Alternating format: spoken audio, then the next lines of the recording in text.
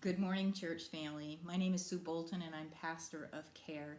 It was a blessing to be with you yesterday in worship, to share communion with one another, and to sit under the teaching of Dan on this timely message of our need to wear spiritual protective equipment based on Ephesians 6:10 through 20.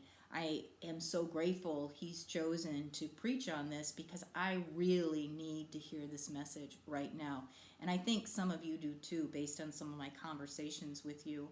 I had two conversations with some other friends this weekend.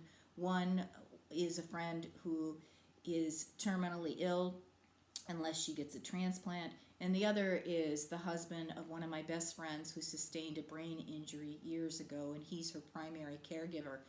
Both of them were sharing with me that right now they are struggling um, with their own situation, but especially in light of everything else that's going on. Struggling to stay the course, struggling to have the right attitude and to be interacting with people in a way that's honoring to the Lord. I could so relate to that struggle, and I don't even have a chronic illness to complicate my situation. My one friend jokingly said that he had gotten a diagnosis from his doctor of having a bad attitude and an impure heart. I feel that way at times. I feel that I'm disappointing the Lord, and sometimes it can feel hard to be motivated to keep on going in this battle. It When I was hearing Dan preach about this afterwards, I did a little bit more study. And one commentator said that the exhortation at the beginning of this passage to be strong in the Lord and the strength of his might can be interpreted two ways. First, to allow the Lord to strengthen you, and second, to strengthen yourself in the Lord. Well, if I'm perfectly honest with you, I prefer the former. I want the Lord to strengthen me a lot. I think oftentimes of the psalmist's words, like in Psalm 143:8, where the psalmist says, "Make me know the way I should go."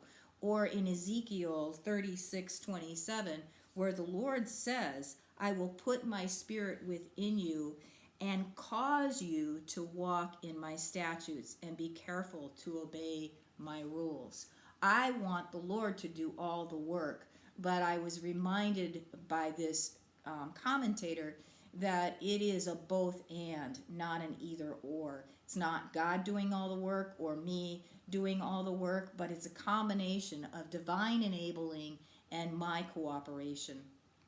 If you're struggling like my friends or like me, can I just encourage you that you're not alone in this, that others are in that place too, and that we just need to keep on in the battle, confiding in one another, sharing with one another, and encouraging one another and praying for one another. I'd like to leave you with this quote from Red Sea Rules because I feel it fits very well. It says, "Many times we cannot solve problems, heal hurts, change circumstances, or win our own battles. We must kneel in prayer, then stand to see what God will do. We must leave room for God, staying calm and giving Him time to work." So let's do that, church family.